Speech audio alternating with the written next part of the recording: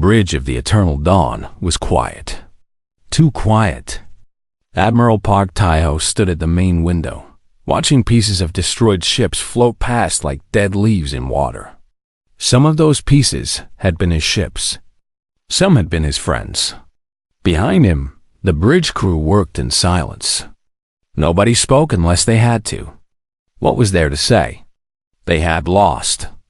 The Neptune defense line, humanity's greatest military achievement, was gone. Destroyed in 3 hours by an enemy that did not feel fear, did not feel pain, and did not stop.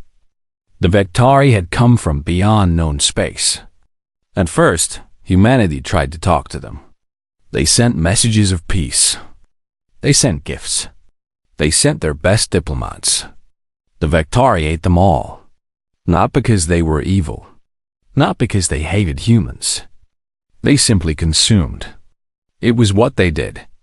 It was all they did. Tae-ho was 58 years old.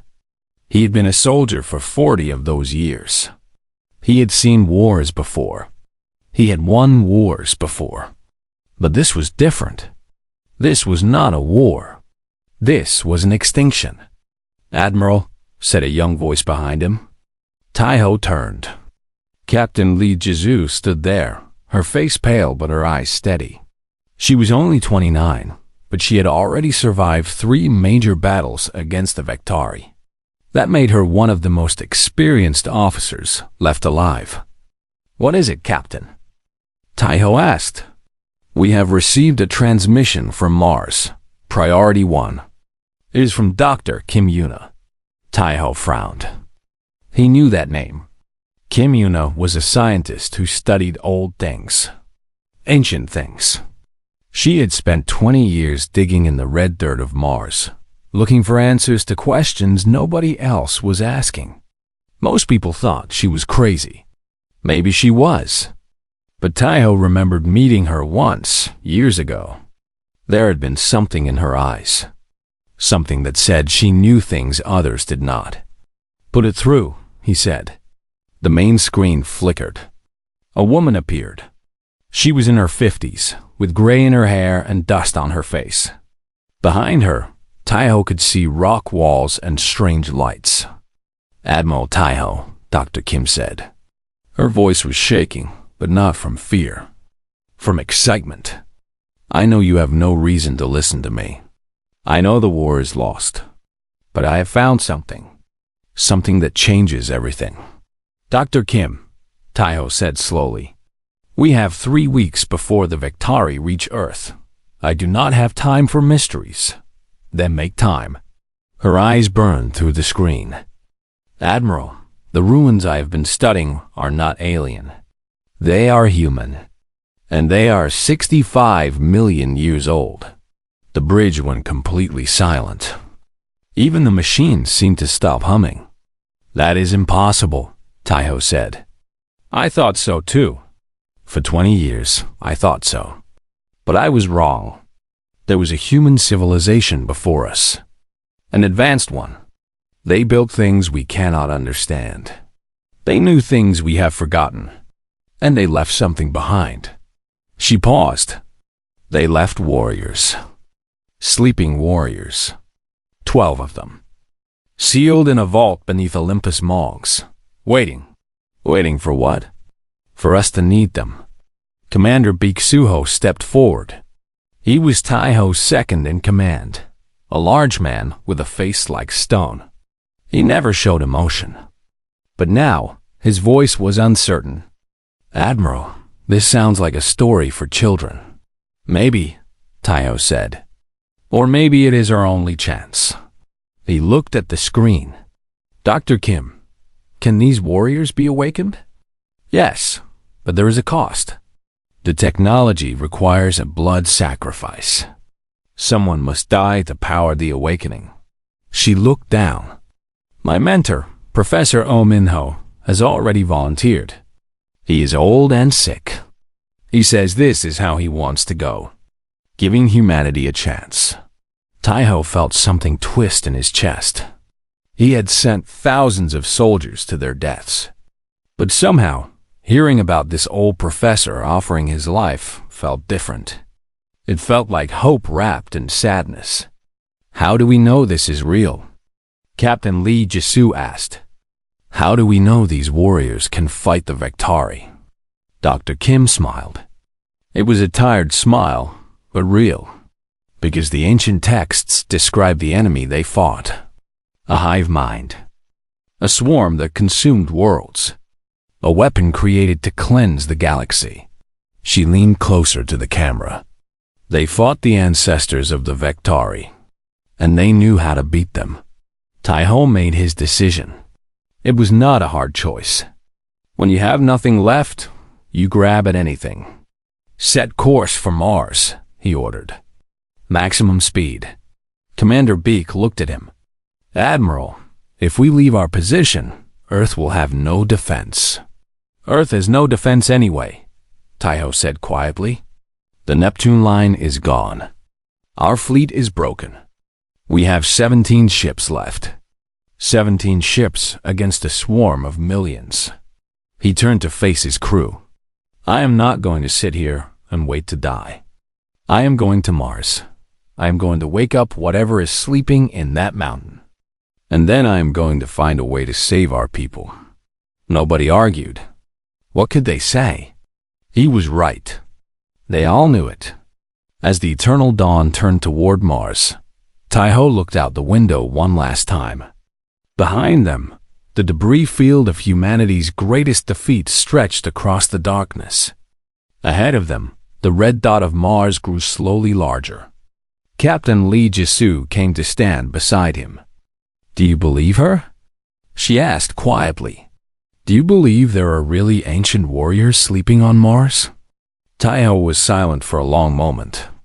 Then he said, I believe that humanity has always found a way to survive. We survived ice ages. We survived plagues. We survived ourselves. Maybe this is just another test. Maybe whatever is waiting on Mars is our answer. He looked at her.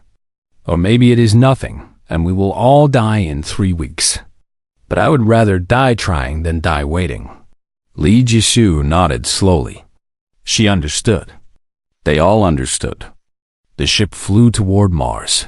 Behind them, the Vectari swarm moved closer to Earth, a cloud of hunger and death that stretched across the stars.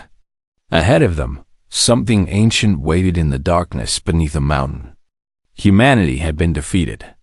But humanity was not finished. Not yet. And somewhere in the cold silence of space, Admiral Park Taiho allowed himself to feel something he had not felt in months. Hope. The elevator dropped into darkness. Admiral Taiho stood with his back against the cold metal wall, watching the depth counter climb higher and higher. They were already 2 kilometers below the surface of Mars. The elevator was still going down. Beside him stood Captain Lee Jisoo, Commander Beek Suho, and a squad of Marines led by Sergeant Han Eunji. The Marines carried weapons and war armor, but Taiho knew their guns would be useless here. Whatever waited below was beyond bullets. The elevator stopped. The doors opened. Taiho stepped out and stopped breathing. The chamber was massive. It stretched so far that the lights could not reach the other side. The ceiling was so high it disappeared into shadow. And everywhere, covering every surface, were carvings, pictures, symbols, a language that looked almost familiar but was older than anything Taiho had ever seen. Welcome to the vault, said a voice. Dr. Kim Yuna walked toward them. She looked exhausted but alive with energy. Behind her came a young man carrying equipment. His name was Choi Do-yoon, a technology specialist who had been helping with the research. This is impossible, Commander Beek said. His stone face had cracked. He was staring at the walls with wide eyes. This cannot be real. I said the same thing for 10 years, Dr. Kim replied. But it is real. All of it. She led them deeper into the chamber. Their footsteps echoed in the silence. Taiho felt like he was walking through a dream. The carvings on the walls showed scenes he could almost understand. Cities, ships, people, and then fire, destruction, death. What happened to them? Captain Lee asked quietly. The same thing that is happening to us, Dr. Kim said. They were attacked by the swarm, the ancestors of the Vectari. They fought for centuries. They developed weapons we cannot imagine. In the end, they won. But the cost was too high. Their civilization was destroyed. Only a few survived. She stopped in front of a massive door. Those survivors built this place. They sealed themselves away. They left a message saying they would sleep until humanity rose again and faced the same enemy. They knew we would come back, Taiho asked. They hoped. They waited 65 million years on hope alone. The door opened slowly, grinding against stone that had not moved in ages beyond counting. Behind it was a smaller chamber, and in that chamber stood 12 pods made of some material that looked like glass but was not glass. Inside each pod, a figure slept. Taiho walked forward slowly. He looked at the nearest pod. Inside was a woman. She looked young, maybe 30 or 40 years old. Her face was calm. Her hair was dark. She wore clothes that were simple but made of materials Taiho had never seen. And even in sleep, something about her made him want to step back. There was power here. Old power. Sleeping power. This is Kang Dory, Dr. Kim said softly. According to the texts, she was their greatest general. She united the old Earth and led the war against the swarm. She is the leader of the 12. Taiho looked at the other pods. Men and women of different ages. Some looked gentle. Some looked dangerous. All of them looked human. How do we wake them? He asked. An old voice answered. With death. An elderly man walked forward. He was thin and weak, leaning on a cane. But his eyes were sharp and bright. This was Professor Oh Minho, Dr. Kim's mentor. The man who had volunteered to die. Professor, Taiho said, you do not have to do this. I know, Oh Minho smiled. That is why I want to. I have lived 82 years. I have seen wonders. I have loved and been loved. I have taught students who became greater than me. He looked at Dr. Kim with deep affection. My life has been good. Now I can make my death good too. He walked to a stone altar in the center of the room. Carvings covered its surface, and in its center was a depression shaped like a human hand. The machine reads life energy, Dr. Kim explained, her voice shaking. It needs a complete human life to power the awakening.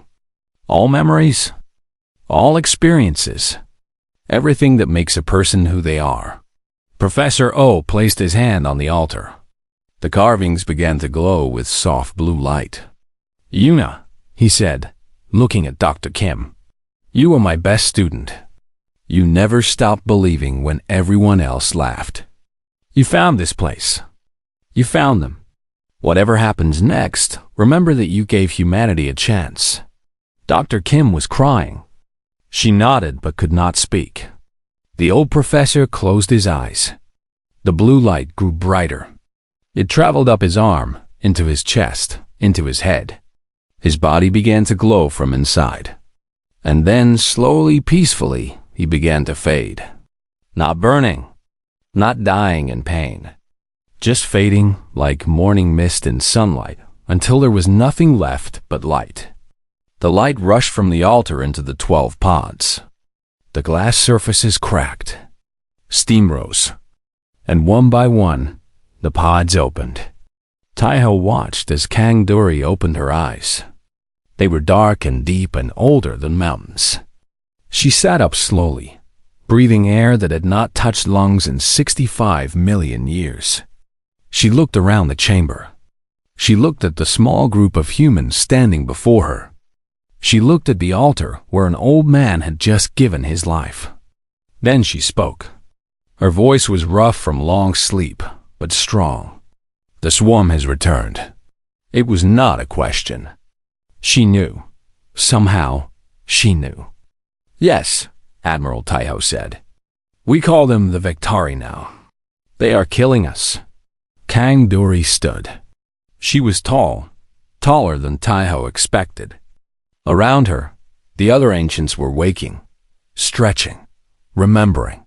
"We knew they would come back," Kang Dori said. "We hoped we were wrong. We hoped humanity would have millions of years of peace. But we prepared for this." She looked at Taiho. Her eyes studied him, measured him, judged him. "You are a warrior." "I am a soldier," Taiho said. "An admiral." "Good." She turned to look at her fellow ancients. "Then we have work to do. The old war is not finished." She looked back at the humans. "Take us to your ships. Show us your weapons. Tell us everything about the enemy." Captain Lee Jisoo stepped forward. "Can you really help us? Can you really defeat the Vectari?" Kang Dori did not smile. Her face was hard and serious. But there was something in her eyes that made Jisoo feel safer than she had felt in years. "We defeated them once," the ancient general said. "We can teach you to defeat them again. But it will not be easy. And it will not be free. War never is." She walked past them, toward the door, toward the surface, toward a war 65 million years in the making. The 12 had awakened, and humanity was no longer alone. The eternal dawn felt different now. The ship that had carried defeat and despair now carried something else. Something strange. Something powerful. The crew could feel it in the air. They could see it in the way shadows seemed to bend around certain corridors. The Ancient Ones were awake, and nothing would ever be the same. Admiral Taiho stood in the main conference room with his senior officers. Across the table sat the 12. No, not 12 anymore. Only 10 had survived the long sleep. 2 pods had failed sometime in the millions of years of waiting. Their occupants had died peacefully, never knowing that their sacrifice was for nothing. Kang Dori sat at the center of her group. To her left was a massive man named Shin Wubin. His arms were covered in scars older than human history. He had not spoken since waking, but his eyes missed nothing. To Kang Dori's right sat a woman named Yoon Hana. She was smaller, quieter, but something about the way she watched people made Taiho uncomfortable. She was thinking, always thinking, seeing patterns nobody else could see. There were others. No Sungho, an engineer who had spent the first hour awake crying because he was so sad about how much technology humanity had lost. Jang Boyong, a diplomat with a gentle voice who had already tried to learn modern languages by simply listening to the crew talk. And 5 more, each with their own skills, their own stories, their own pain. "Tell us about the enemy," Kang Dori said. Her voice had grown stronger in the hours since waking. She sat like a queen, but a queen who had known war and loss. Admiral Taiho nodded to Captain Lee Jisoo. She activated the display screen. Images appeared. The Vectari. They were horrible to look at. Bioorganic ships that looked like twisted monsters. Swarms of drones that moved like one creature with 1,000,000 bodies. And at the center, the hive mind. A consciousness that connected every Vectari across light years of space. The Vectari Dominion emerged from the galactic core approximately 15 years ago. Jisoo began. First contact was attempted but failed. They do not communicate. They do not negotiate. They only consume. They have destroyed 427 human colonies. Estimated casualties are in the billions. The Ancient Ones watched in silence. Some of their faces showed sadness. Some showed anger. Kang Dori showed nothing. She had seen this before. "It is the same," she said when Jisoo finished. "The same swarm. The same hunger. They have evolved, grown, spread across the galaxy. But at their core, they are unchanged. She stood and walked to the screen. What you call the Vectari, we called the Eaters. They are not a natural species. They were created. Created? Commander Beak asked. By who? By another species. We never learned their name. We only knew they existed because the Eaters told us in their way. The Eaters were designed as a weapon, a way to cleanse the galaxy of life. Whoever made them wanted to start over. They wanted a galaxy empty and ready for their own expansion. What happened to them? Dr. Kim Yuna asked. She had been quiet since the awakening, mourning her mentor. But now her curiosity was returning. Kang Duri's face darkened. We do not know. Perhaps they are still out there, waiting. Perhaps they died long ago. It does not matter. The Eaters are the threat now, and they can be stopped. No Sung-ho, the engineer, spoke for the first time. His voice was high and excited. Your ships. I have seen them. They are wonderful. Primitive, yes, but wonderful. The fusion reactors are beautiful. The structural design is clever. You built all of this with no knowledge of wave dynamics or gravity folding. Incredible. Can you improve them? Taiho asked directly. Improve them? No, Sung-ho laughed. It was a strange sound, like someone who had not laughed in ages remembering how. I can transform them. Give me access to your engineering teams. Give me materials. I will build you weapons that bend space. I will build you shields that eat energy. The Eaters will not know what hit them. For the first time since the war began, Taiho felt something loosen in his chest. These ancients were not gods. They were people. Strange, old, impossibly powerful people, but people nonetheless. And they wanted to help. There is a problem, Yunhana said. Her quiet voice cut through the hope like a knife. Time. We have perhaps 2 weeks before the swarm reaches your home world. We cannot teach you everything in 2 weeks. We cannot rebuild your fleet in 2 weeks. We must be strategic. And what do we do? Captain Lee Jisoo asked. Yunha looked at her. Their eyes met, and something passed between them. Recognition, understanding. 2 tactical minds seeing each other clearly. We focus on what matters, Yunhana said. We upgrade your best ships with our most effective weapons. We teach your best officers our combat techniques. And we prepare the final weapon.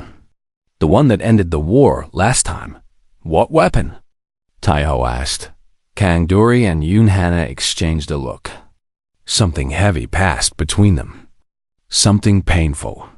It is not a bomb, Kang Duri said slowly. It is not a beam or a missile. It is a frequency. A sound, you might say, though that is not quite right. The Eaters share one mind. That is their strength.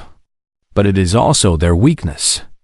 The right frequency, broadcast with enough power, can shatter that connection. Turn a billion coordinated killers into a billion confused animals. That sounds perfect, Commander Beak said. Why the hesitation? Kang Duri was silent for a moment. Then she said, the frequency requires a living mind to generate it. A human mind, amplified beyond normal limits. The process is destructive. The person who broadcasts the signal may not survive. Their mind may break. Their sense of self may be lost forever. The room went cold. You want one of us to sacrifice ourselves, Jisoo said quietly. Like Professor, huh? Not yet, Yunhana said quickly. First, we try everything else. We fight. We upgrade your weapons.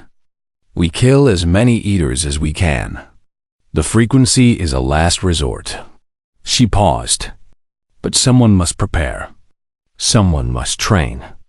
Just in case. I will do it, Jisoo said. Taeho turned to her sharply. Captain, no. Admiral, yes. Her voice was calm. I am young. I am strong. I have already survived more than most. She looked at Yunhana. If someone must carry this burden, let it be me. Train me. Prepare me.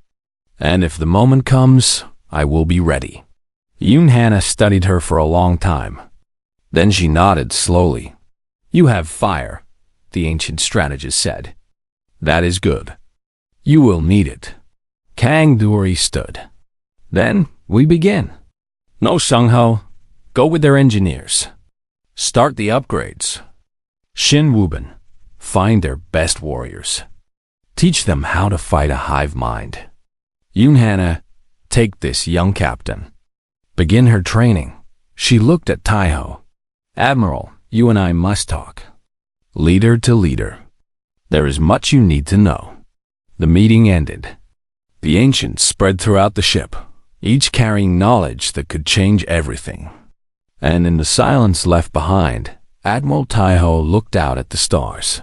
Somewhere out there, the Vectari were coming. Millions of them. Billions. A hunger that had devoured civilizations since before humans existed. But now humanity had allies, teachers, warriors. From a forgotten age, the war was not over. Yet, it was just beginning. The training was brutal. Every day, Captain Lee Jisoo pushed her mind further than she thought possible. Every night, she collapsed into her bed, her brain burning, her thoughts scattered like broken glass. And every morning, Yunhana was waiting for her, ready to begin again. You think too much with words, Yunhana said on the 5th day. They sat in a dark room facing each other, legs crossed. Language is slow. The mind is fast. You must learn to think in patterns, in feelings, in pure intention. I do not understand, Jisoo admitted. Close your eyes. Stop talking. Just listen. Jisoo closed her eyes.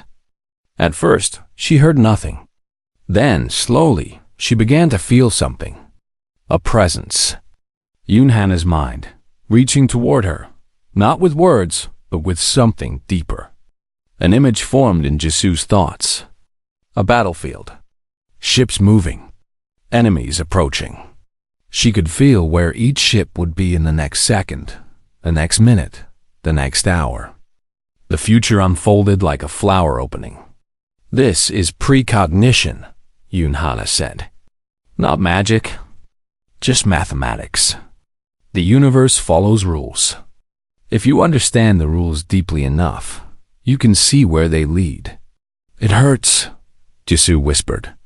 Her head was pounding. It will hurt less with practice. Or it will kill you. We will see which. Elsewhere on the ship, other training was happening. Shin Wubin had taken over the cargo bay, turning it into a combat arena. Commander Beek Suho and Sergeant Han Yunji stood with their best Marines, learning how to fight an enemy that shared one mind. You fight like individuals, Shin Wubin said. His voice was deep and rough, like rocks grinding together. That is weakness. The Eaters fight as one.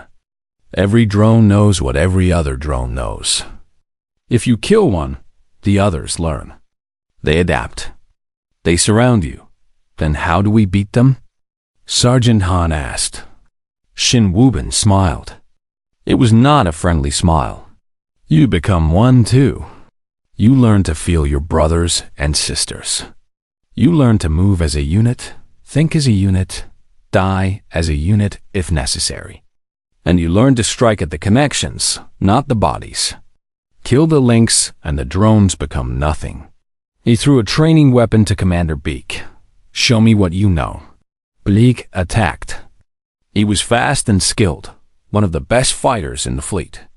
Shin Wubin blocked him casually, almost lazily, then sent him flying across the room with a single push. Again, the ancient warrior said. And this time, try to surprise me. In the engineering section, No Sung-ho was working miracles. The human engineers had never seen anything like him.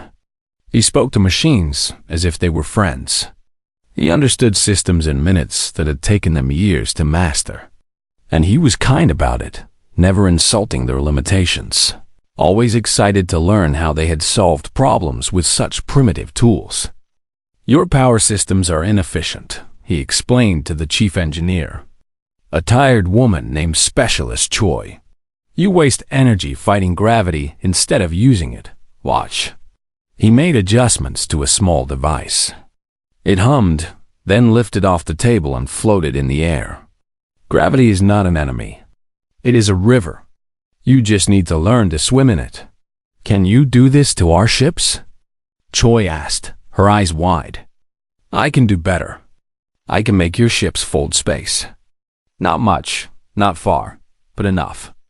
One of your ships could appear behind the enemy before they knew you were coming. Hit them from directions they never expected." Admiral Taiho watched all of this from a distance. He spent most of his time with Kang Duri, learning, listening, understanding. She told him about her world, the cities that touched the clouds, the people who had loved and fought and dreamed, just like modern humans. The war that had destroyed everything. "We won," she said one evening, standing at a window, looking at the stars. "But winning killed us. The weapon that broke the Eaters also broke our civilization. The energy required was too great. Our cities fell. Our technology failed. Those who survived went back to simple lives. They forgot what they were. They became the ancestors of your people. You knew this would happen," Taiho said.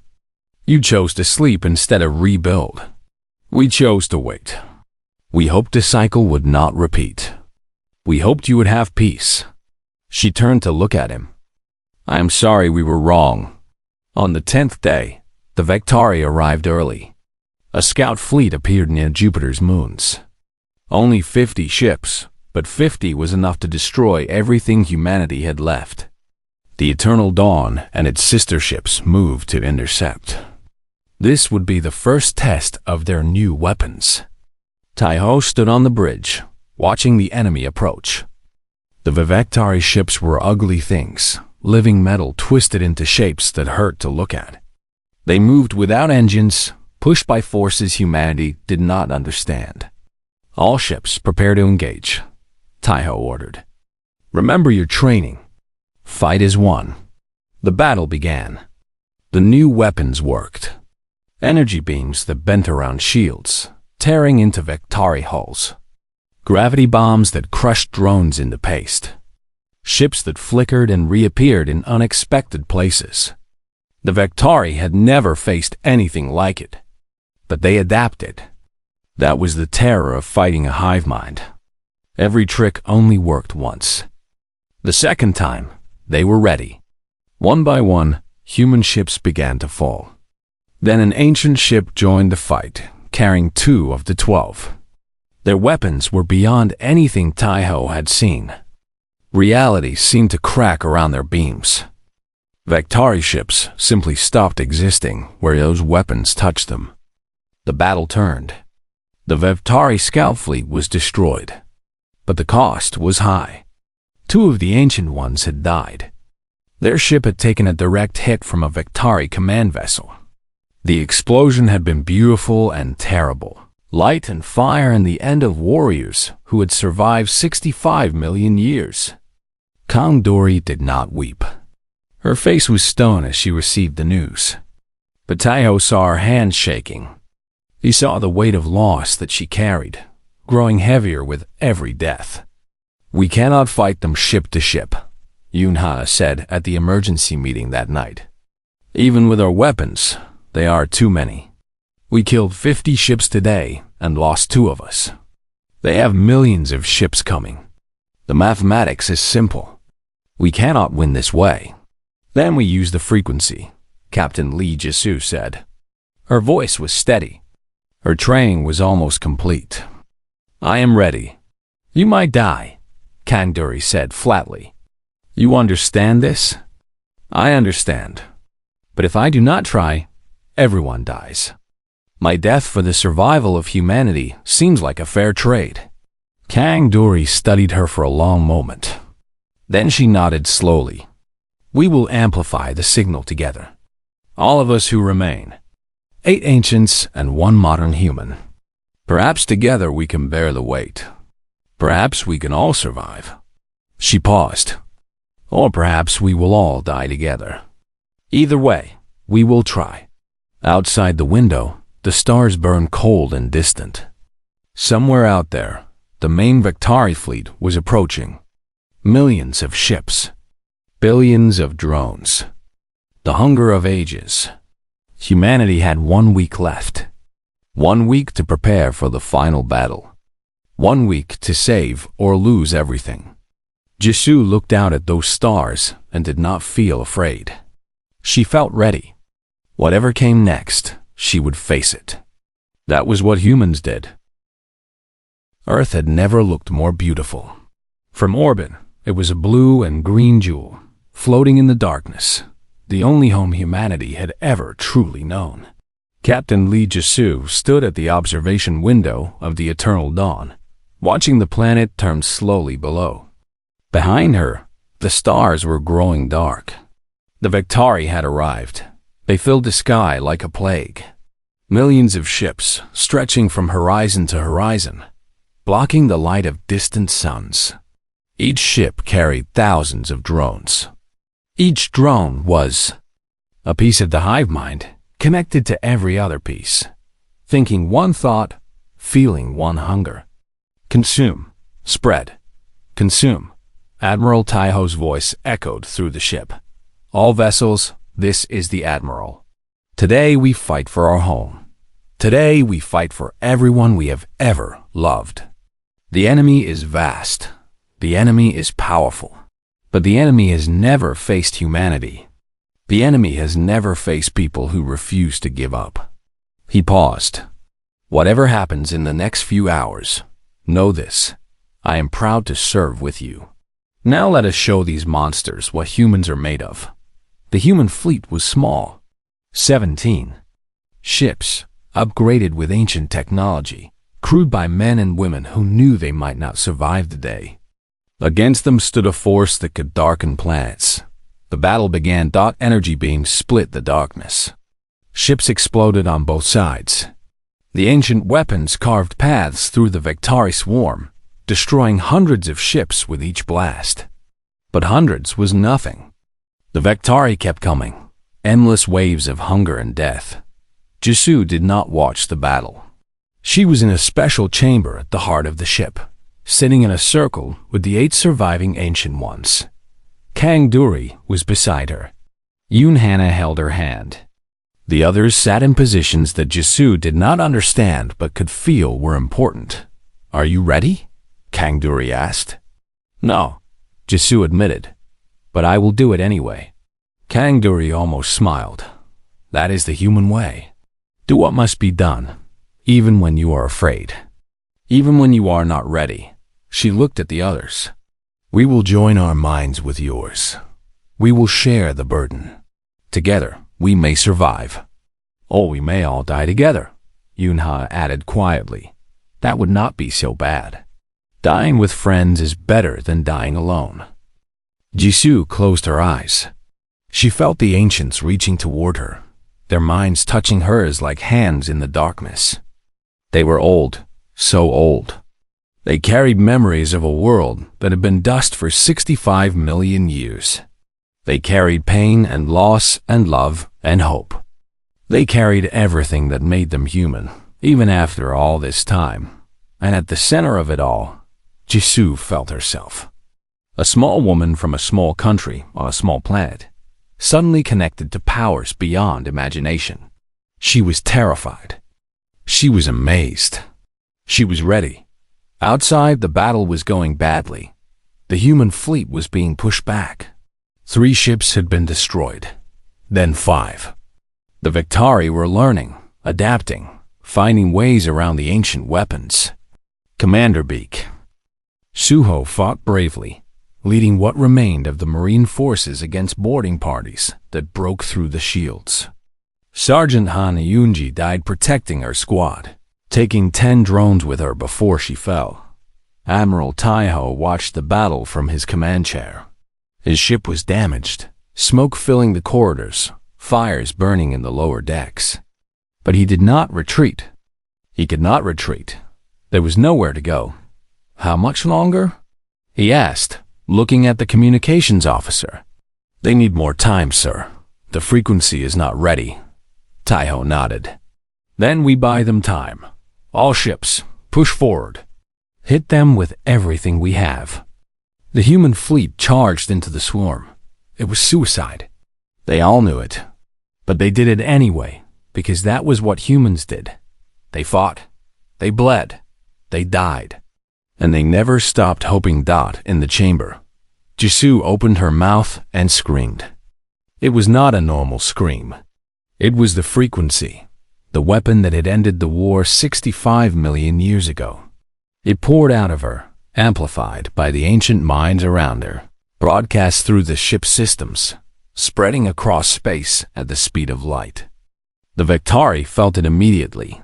Ships stopped moving. Drones froze in the middle of attacks. The hive mind, that vast consciousness that connected billions of creatures, began to crack. The frequency was tearing it apart, breaking the links that held them together. But it was fighting back. The hive mind was older than stars, stronger than worlds. It pushed against the frequency, trying to silence it, trying to crush the source. Jisoo felt the pressure. It was like a mountain falling on her mind. She heard Yoon Hana cry out beside her. She felt 2 of the ancients simply stop, their minds destroyed by the strain. Then 2 more. Then 3 more. Only Kang Duri and Yoon Hana remained, their minds wrapped around Jisoo like armor, protecting her, holding her together. Push, Kang Duri whispered. One more moment, one more breath. Jisoo pushed. She poured everything she had into the frequency, her memories, her hopes, her fears, her love for her family, her friends, her people. She gave everything, holding nothing back. The hive mind shattered. The sound was not physical. It could not be heard with ears. But everyone felt it. The moment when billions of connections broke. The moment when the Vectari stopped being one and became many. Confused, alone, afraid. The swarm fell silent. Ships drifted without direction. Drones stopped attacking and simply floated, their minds empty, their purpose gone. Admiral Taiho stared at the screen in disbelief. What happened? We won, Commander Beak said weakly. He was bleeding from a wound in his side, but he was smiling. Sir, we won. In the chamber, Jisoo collapsed. Her mind was burning. She could not remember her name. She could not remember who she was. There was only light and pain and a strange peace. Kang Dori caught her before she hit the floor. The ancient general was crying. Real tears falling from eyes that had seen the death of one civilization and the salvation of another. You did it, Kang Dori whispered. You brave, foolish, wonderful child. You did it. Jisoo opened her eyes. They were different now, deeper, older. She had carried the minds of the ancients for a moment, and something of them had stayed with her. Did we win? She asked, her voice barely a whisper. Yes, the war is over. Humanity is saved. Jisoo smiled and let the darkness take her. 1 year later, the city of Seoul was being rebuilt. New buildings rose where ruins had stood. Children played in parks that had been battlefields. Life went on as it always did. Admiral Lee Jisoo stood on a balcony, looking up at the stars. She was not a captain anymore. She was not entirely sure she was still human. The minds of 7 ancient ones lived inside her now, their memories mixed with hers, their knowledge adding to her own. It was strange and wonderful and sometimes terrifying. Footsteps sounded behind her. Kang Duri walked up to stand beside her. The ancient general had chosen to stay, along with Yoon Hana and No Sung-ho. They were all that remained of the 12. They had made Earth their home. You are thinking heavy thoughts, Kang Duri said. I am thinking about what comes next, Jisoo replied. The Victari are broken, but they are not destroyed. Billions of drones are still out there, confused but alive. And somewhere, the species that created them may still exist. Yes, the war is not truly over. It is only paused, Jisoo nodded. Then we must prepare. Build new ships, train new warriors. Make humanity strong enough to face whatever comes next. Kang Duri looked at her with pride. You sound like a leader. I learned from the best. They stood together, two women from different ages, watching the stars. After a long silence, Kang Duri spoke again. Your people are remarkable. You faced gods and monsters, and you did not break. Jisoo smiled. It was a tired smile, but real. We are human. Breaking was never an option. Somewhere in the galaxy, something ancient was stirring. Something that had created the Victari, that had tried to cleanse the stars, that had failed once and might try again. But humanity would be ready. They had been to the edge of extinction and come back. They had awakened ancient warriors and learned ancient secrets. They had paid the price in blood and sacrifice and pain, and they had won. Whatever came next, humanity would face it together. That was the human way. That was the only way.